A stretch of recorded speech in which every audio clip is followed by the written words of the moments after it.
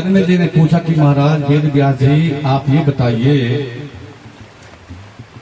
और ये कथा देवी भागवत में ही मिलेगी आपको और कहीं नहीं मिलेगी जो आप कथा सुनने जा रहे हैं। क्या पूछा कि महाराज जो सारे संसार के भगवान हैं उन कन्हैया को, कृष्ण को कारागार में जन्म क्यों लेना पड़ा, साथ में उनके माता पिता को भी जेल में क्यों रहना पड़ा जो वासुदेव और देवकी थे, और जिस बहन से वो कंस इतना प्रेम करता था, स्वप्न में भी अपनी बहन का वो बुरा नहीं सोचता था, वो आज कैसे उस बहन का बैरी बन गया जो बहन अभी अपने ससुराल भी नहीं पहुंची थी। रास्ते में ही जैसे ही आकाशवाणी हुई, बालों से पकड़ा, उतारा और गर्दन के ऊपर तलवार क्यों रख दी। वो भाई अपनी बहन का इतना शत्रु क्यों बन गया जो पहले कहता था कि बहन तेरे लिए मैं सब कुछ कर सकता हूँ, जीवन भी यापन कर सकता हूँ, आज शत्रु कैसे बन गया। आज वो कंस कहता है कि देवकी तेरी मां का संदूर मेरी आंखों में जहर बन करके दौड़ रहा है, देवकी तेरे हाथों में लगी हुई मेहंदी मेरे सारे शरीर में जहर बन करके दौड़ रही है। तो वासुदेव ने रोक दिया, नहीं तो उसी समय वो तलवार बहन की गर्दन के ऊपर चला देता। तो भगवत ऐसी बात क्यों हुई, इस कथा को अब आप हमसे कहिए। कौन सुन रहे हैं बोलो। राजा जन्मेजय सुन रहे हैं। किससे सुन रहे हैं? वेद व्यास से। मैंने कल भी कहा था कि सभी कथाओं को कहने वाले सूतोवाद सूत जी हैं और सभी कथाओं को सुनने वाले सौनकोवाद, लेकिन देवी भागवत कथा ऐसी है कि इसे राजा जन्मेजय अपने पिता की मुक्ति के लिए सुनते हैं और सुनाने वाले वेद व्यास जी वो भी भगवान विष्णु की अंश अवतार है। बोलिए हर हर। तो वेद व्यास जी कहते हैं कि राजन ये कर्मों की गति बड़ी न्यारी है। चाहे आप 100 जन्म के बाद अभी महाराज अगर एक जन्म में नहीं मिला, दूसरे में नहीं मिला, 100 जन्म के बाद भी उस फल को भोगने के लिए तैयार रहना। धन पा करके, बल पा करके अगर आपने किसी गरीब को नाजायज सता दिया, किसी गरीब को पीड़ा दे दी, किसी का धन हरण कर लिया, किसी की हम चोरी कर ली, तो अगले जन्म में उसका फल भोगने के लिए भी तैयार रहना। कौन कह रहे? वेद व्यास। बोलिए हर हर। हो सकता है कि उस जन्म में उसकी पेश ना चले, लेकिन अगले जन्म में उसकी पेश जरूर चलेगी, वो आपसे बदला जरूर लेगा। बोले हर हर। जयकारा श्री राम मालिदा भू सच्चे दरबार की जय। तो महाराज अब वेद व्यास जी कहते हैं कि देखिए कोई भी कारण कर्म का बनता है। लकड़ी है तो लकड़ी के दरवाजे बनते हैं, लोहा है तो खिड़कियां बनती हैं। बिना लोहे से खिड़कियां नहीं बन पाती हैं, बिना लकड़ी से महाराज फर्नीचर नहीं बन पाएगा। कोई ना कोई कारण छुपा है। अब ये वासुदेव और देवकी पिछले जन्म में थे कश्यप और अदिति। क्या नाम था जी? कश्यप मुनि और अदिति। एक बार इनके मन में विचार आया कि मैं 100 वर्षों तक चलने वाला एक यज्ञ करूंगा। कितने वर्षों तक बोलो? बहुत होते हैं 100 वर्ष।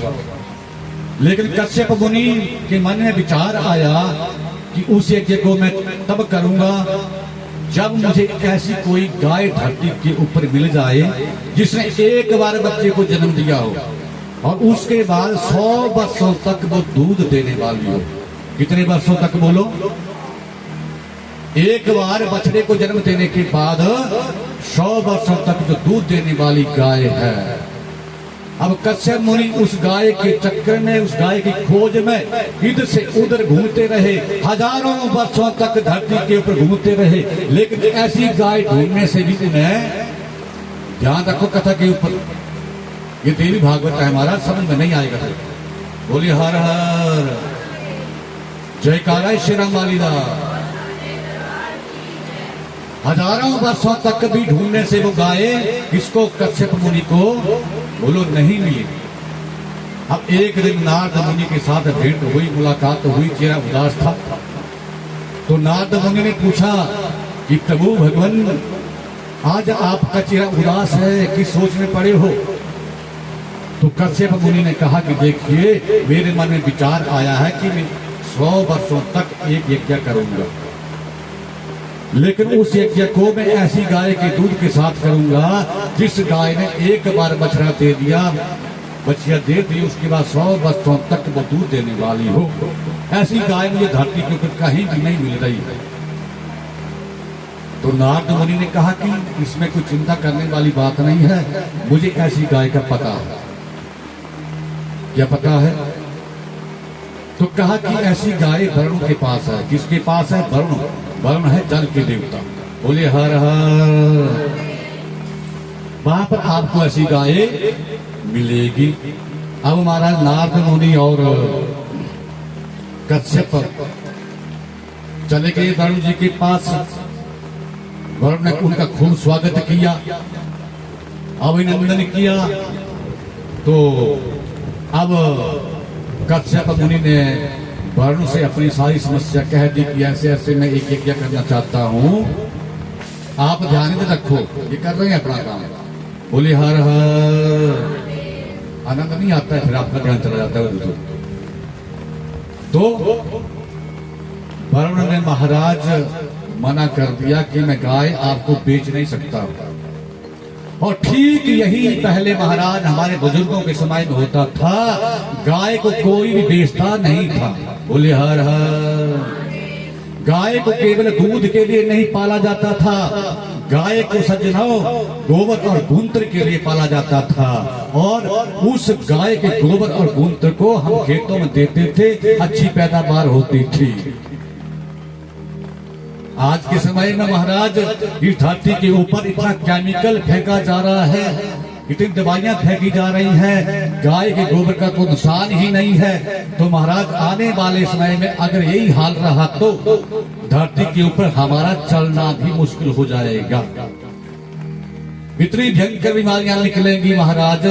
आज हर कोई बीमार है, हर तीसरा व्यक्ति कोई ना कोई बीमारी लगी हुई है। क्यों लगी है?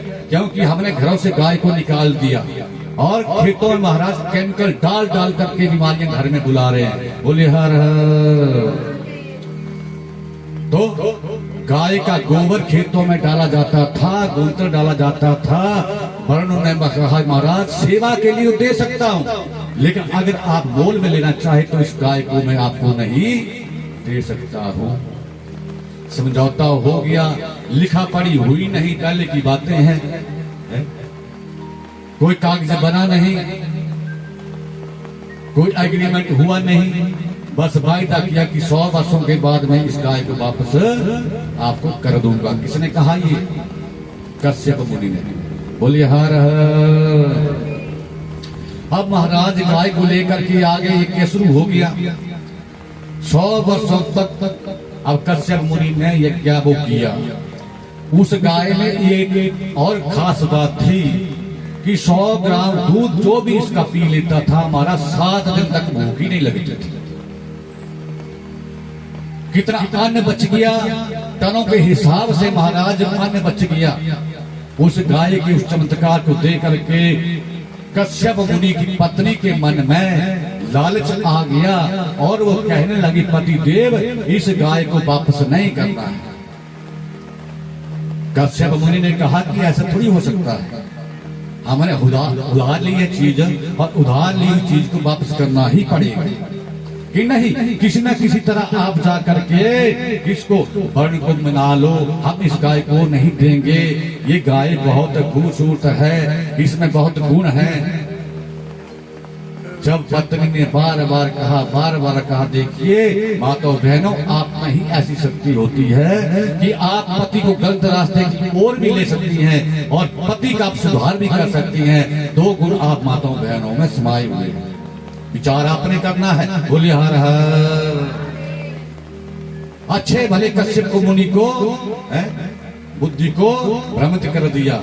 अब कश्यप मुनि का विचार बदल गया और जैसे 100 वर्षों के बाद वो वरुण अपनी गाय को लेने के लिए आए तो मना कर दिया कि अब मुझे 100 वर्षों तक और एक यज्ञ करना है। वरुण देवता मान गए कि चलो जहाँ 100 वर्ष बीते वहां 100 और वर्ष और बीत जाए, कोई बात नहीं। अब महाराज 200 वर्ष के बाद जैसे फिर वो वरुण देवता अपनी गाय को मांगने के लिए आए तो फिर उसने मना कर दिया। बोलिए हर हर। हर हर। आदि गुरु शंकराचार्य